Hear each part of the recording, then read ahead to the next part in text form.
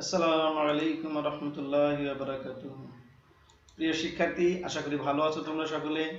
আমরা আজকে আমাদের আলোচনার বিষয়বস্তু হলো ফোর্থ ইয়ারের অর্থাৎ চতুর্থ বর্ষের ভালহস্ট মডেল এর বর্ণনা ও সমাধানের সাম্যাবস্থা।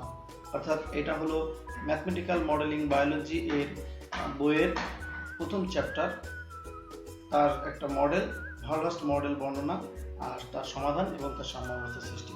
এটা আমাদের দ্বিতীয় পর্ব। এর আগের একটা পর্ব আছে ম্যালথাসের মডেল। তো সেই ক্ষেত্রে আমরা এই মডেলটি দেখতে পাচ্ছি, এর আরেক নাম হচ্ছে লজিস্টিক মডেল। তো চলুন দেখি আমরা এই মডেলটি কিভাবে বর্ণনা করেছেন এবং তার সমাধান এবং তার সাম্যাবস্থা কি। প্রথম অবস্থায় প্রশ্নটি দেখি, describe the Verhulst model for the dynamic of a single species population. Find the complete solution of the model. Discuss the stability of the equilibrium state of the model. এটা যদি বাংলায় বলা হয় তাহলে একক প্রজাতির জনসংখ্যার জন্য ভালহস্টের মডেলটি বর্ণনা করো। এই মডেলের সম্পূর্ণ সমাধান নির্ণয় করো। মডেলটির সাম্যাবস্থার স্থিতিশীলতা আলোচনা করো। এখন দেখি যে সলিউশনের ক্ষেত্রে, solution for the dynamic of a single species population, Verhulst suggest the model. অর্থাৎ ভালহস্ট একটা মডেলকে সাজেস্ট করে, সেটা কি dn by dt সমান rn 1 minus n by k। আমরা যেটা ম্যালথাসের মডেল দেখেছিলাম সেখানে এই পদটা ছিল না, শুধু rn পর্যন্ত ছিল। এই অংশটি বৃদ্ধি পেয়েছে তার এই মডেলে। এটাকে আমরা আরেকটা নাম বলতে পারি লজিস্টিক মডেল। তো whereas n equal nt অর্থাৎ n of t সময় পর জনসংখ্যা, population of a single species at time t। আর এখানে r আর k ব্যবহার করা হয়েছে, r আর k আর পজিটিভ কনস্ট্যান্ট। এখানে একটা টার্ম ব্যবহার করেছে rn ফার্স্ট ব্র্যাকেট দিয়ে 1 minus n by k, total ডাটাটা। এই টোটালটাকে বলা আছে is the per capita birth rate. আর the constant k is carrying capacity of the environment. kটা কি? অর্থাৎ আমরা যে পৃথিবীতে বাস করছি, সেই পৃথিবীতে যদি এরকম যে মহামারী এসেছে, এই মহামারী কিন্তু আল্লাহ প্রদত্তই, অর্থাৎ পৃথিবীতে মানুষের বসবাসের জন্য উপযোগী করার জন্য। তা যদি না হতো তাহলে কন্টিনিউয়াসলি যে মহামারীতে লক্ষ লক্ষ লোক মারা যায়, এদের থেকে যে বৃদ্ধি পেত আরো, তাহলে এটা আমাদের ক্যারিং ক্যাপাসিটি থেকে, পৃথিবীতে যে ক্যারিং ক্যাপাসিটি দরকার, অর্থাৎ মানুষের সাথে গাছপালা প্রাণী বৈচিত্র্যের যে একটা বৈশিষ্ট্য আছে, খাদ্য উৎপাদন, গরু ছাগল বিভিন্ন রকম যে উৎপাদন, তাদের উৎপাদন করতে গেলেও তো তাদের খাবার লাগবে। এই ধরনের সমস্ত কিছু একটা কম্বিনেশন করে দেখা গেছে যে পরিবেশের ধারণ ক্ষমতার বাইরে যদি যায়, তখনই এরকম মহামারী বা এই ধরনের কোনো কিছু তিনি মহান আল্লাহ পাক সেভাবেই সিস্টেম করে রেখেছেন, যেভাবে এটা বিনষ্ট করে দেয়। এখন the per capita birth rate মিনিংটা হলো জনসংখ্যা বৃদ্ধির হার বোঝায়। আমরা যেমন এখন আমাদের বাংলাদেশে জনসংখ্যা বৃদ্ধির হার বলা হয় 1.37, অর্থাৎ একজন লোকের থেকে 1.37, মানে প্রতি 3 জনে একজন করে বৃদ্ধি পাচ্ছে। ওই রেশিওতে পাশাপাশি আর কি বৃদ্ধির হার। এখন সেকেন্ড পার্ট দেখি, আমরা মডেলের বর্ণনাটা পেয়ে গেলাম। ভালহস্ট মডেলের সেকেন্ড পার্ট সলিউশনটা, তাহলে dn by dt সমান rn 1 minus n by k। এটাকে যদি আমরা একটু লসাগু করে দিই kটাকে, তাহলে k minus n by k। এখন সেই ক্ষেত্রে আমরা দেখতে পাচ্ছি dn by dt আর এই rnটা k minus n এর সাথে গুণের উপরে লিখে নিয়েছি। এখন r গুণ করে দিলাম k into dn, আর এই যে এইটা এই নিচে নিয়ে চলে আসলাম n k minus n, ওখানে r থাকলো আর এই dt ওই পাশে লিখে দিলাম। তাহলে সেক্ষেত্রে দেখতে পাচ্ছি যে এই অংশটা। এখন এই যে ডাটাটা আছে kn into k minus n, এই ডাটাটা আমরা আংশিক ভগ্নাংশের মাধ্যমে ইন্টারমিডিয়েট বা অনার্স ফার্স্টের ক্যালকুলাসে পড়েছিলাম। আংশিক ভগ্নাংশের অভিজ্ঞতা পদ্ধতি, থাম্ব রুল, যে যে পদ্ধতিতে বলে, এই পদ্ধতিতে আমরা কি সমাধান করতে পারি আংশিক ভগ্নাংশ। এখানে 1 by n যদি দিই plus 1 by k minus n, আসলে মিনিংটা হলো এই দুইটার যদি লসাগু করা হয়, খেয়াল করি, তাহলে n k minus, তাহলে k minus n plus n, অর্থাৎ এটা যে k থাকে, এটা আসলে একটা টার্ম। এখন এই পরিবেশ থেকে আমরা খেয়াল করি যে dn এর সাথে একবার সমাকলন করে দিলাম, যে dn 1 by n এর সাথে নিয়ে সমাকলন করলাম, আর dn 1 by k minus n এর সাথে নিয়ে একবার সমাকলন করলাম, তাহলে এখানে r সমাকলন dt, অর্থাৎ বাই ইন্টিগ্রেটিং। এখন নিচেরটাকে যদি আমরা খেয়াল করি, নিচেরটাকে যদি ডেরিভেটিভ করা হয় n এর সাপেক্ষে এবং উপরেরটা যদি পাওয়া যায়, অর্থাৎ n কে যদি ডেরিভেটিভ করা হয় তাহলে 1 হয়েছে, আছে উপরে 1, তাহলে আমরা বলতে পারি ln অফ নিচেরটা। এই ক্ষেত্রে k মাইনাস n কে কনস্ট্যান্ট, তাহলে এটাকে 0 আর মাইনাস n কে করলে -1 হয়, তো মাইনাস নাই যেহেতু, তাই এখানে একটা মাইনাস চলে আসবে।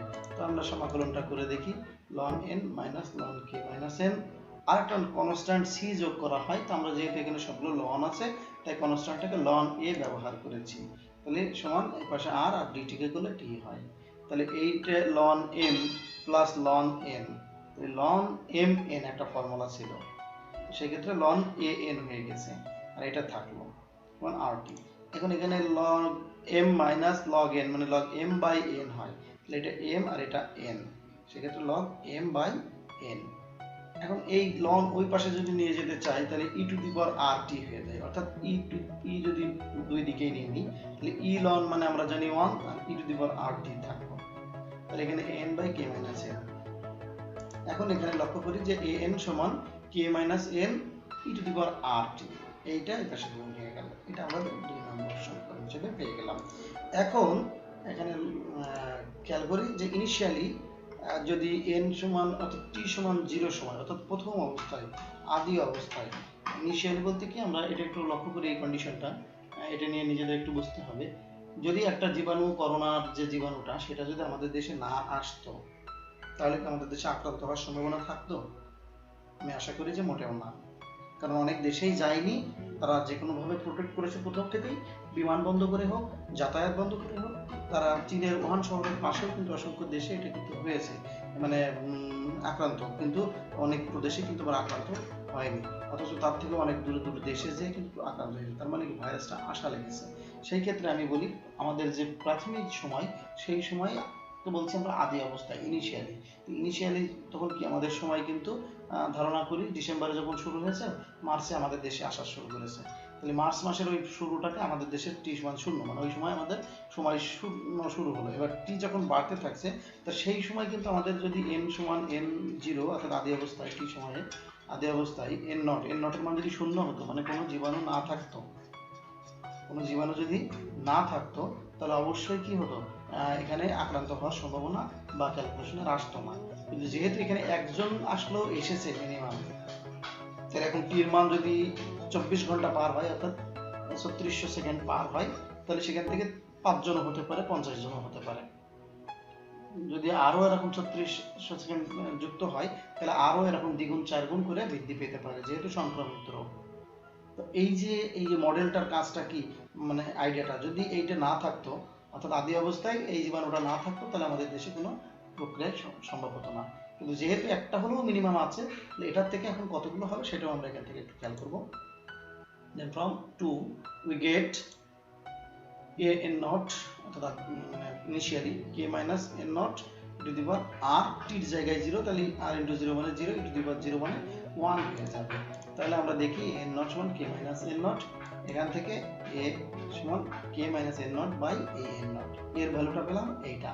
এখন 2 নম্বর সমীকরণে আমাদের কি ছিল, putting this value into we get k minus n naught by n naught into n, অর্থাৎ এখানে a n ছিল, কিন্তু এর ভ্যালুটা আমরা এখানে বসিয়ে দিয়েছি, k minus n to the power rt। এখন এটা এই kn দিয়ে kn minus n n naught, আর এই n naught right side is a multiplication, তো n naught k minus n n naught to the power rt, kn minus n n naught, আর এখানে k n naught to the power rt minus n n naught to the power rt। তাহলে লক্ষ্য করলে বুঝতে পারবো যে kn minus n n naught, আর এই যে এইটা মাইনাস আকারে আছে, এটা এই পাশে নিয়ে গেলে প্লাস হয়ে যায়। এক কথায় n n আর এই n, তিনটা n এর টার্ম এক জায়গায় করলাম, আর ওই পাশে kn naught to the power rt থাকবে।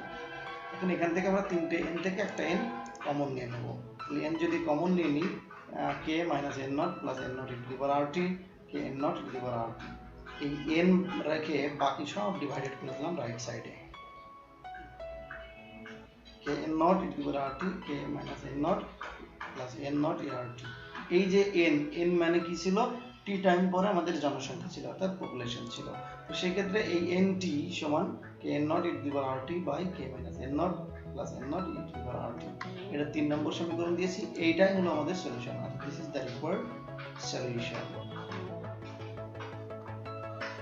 Stability of equilibrium.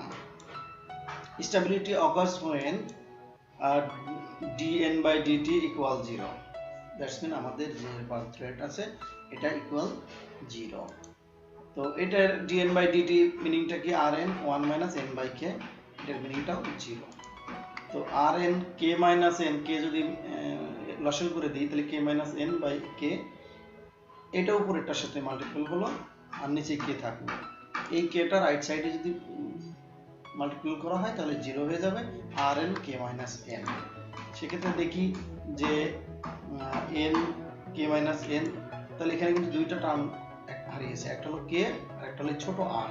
তো k নট ইকুয়াল 0, কারণ ক্যারিং ক্যাপাসিটি এটা তো 0 হতে পারবে না, কারণ ক্যারিং ক্যাপাসিটি বলতে ওয়ার্ল্ড যদি বা বাংলাদেশ যদি না থাকতো তাহলে এখানে জীবাণুটা আসার সম্ভাবনা থাকতো না, যার কারণে এটা থাকতে হবে, 0 হতে পারবে না।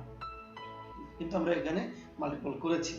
আর একটা হলো আর যেহেতু রেট অবশ্যই এটা শূন্য হতে পারবে না, বৃদ্ধি থাকতে হবে। তাহলে n k minus n এই পর্যন্ত আমরা দেখতে পেলাম স্টেবিলিটি অকার্স, দুইটা ঘটনা, একটা হলো n equal 0 আর একটা হলো n equal k। এখন এই দুইটা ক্ষেত্রে আমরা স্টেবিলিটি টেস্ট করব, দেখি কোনটা স্টেবল হবে কোনটি আনস্টেবল হবে। তাহলে আমরা প্রথম ক্ষেত্রে এখন দেখতে পাচ্ছি for linearisation about n equal 0, we put n equal 0 plus epsilon with epsilon modulus less than or less than equal less than 1 in number 1 equation, thus we have। এটাকে বোঝাচ্ছে যে এদের মান যে আমরা দুইটা টার্ম পেয়েছি, একটা হলো 0 আর একটা হলো k। তো লিনিয়ারাইজেশন মানে যোগশ্রয়ীকরণ অর্থাৎ রৈখিকীকরণ, যেটা আমরা সরল রৈখিক বলতে পারি। তো সেটাকে করতে গেলে আমরা n এর মান দুইটা কন্ডিশন আসছে, একটা 0 আসছে আর একটা হচ্ছে k আসছে। তো একটা 0 প্লাস এপসাইলন নেব আর একটা k প্লাস এপসাইলন নেব, দুইটা কন্ডিশন আমরা ডিফাইন করব। আর এপসাইলনের পরিচয়টা কি?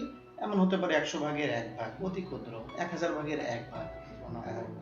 তো এখন আমরা এটা দেখি যে এক নম্বর যে সমীকরণ সেখানে n ছিল আমাদের, সেই n এর জায়গায় n 0 প্লাস এপসাইলন, তাহলে 0 তো লেখা হয়নি, এপসাইলন দিয়ে দিয়েছি, বসানো হয়েছে।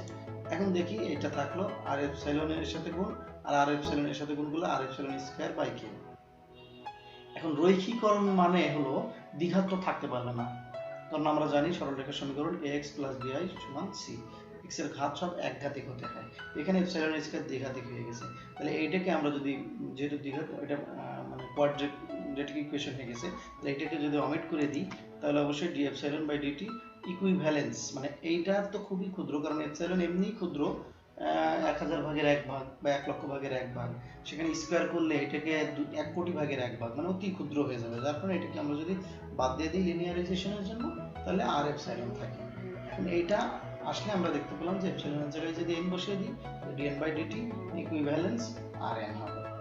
এখান থেকে কন্ডিশনটা বলতে পারি this show that n grows exponential from any small initial value, thus n is equal 0 is unstable.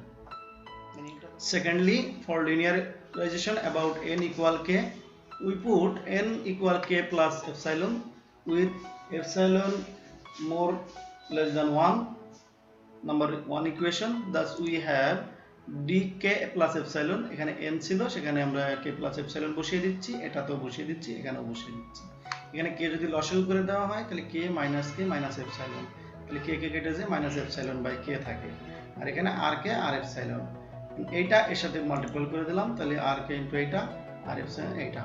এখন এখান থেকে দেখতে পাচ্ছি যে এইটা আর এটা স্কয়ার টার্ম হয়ে গেছে, আবার স্কয়ার টার্মে লিনিয়ারাইজেশনে হবে না, সেটা আমরা অমিট করে দিব। তাহলে ইকুইভ্যালেন্স থাকবে কি d epsilon by dt minus k কে কেটে গেছে মাইনাস r epsilon।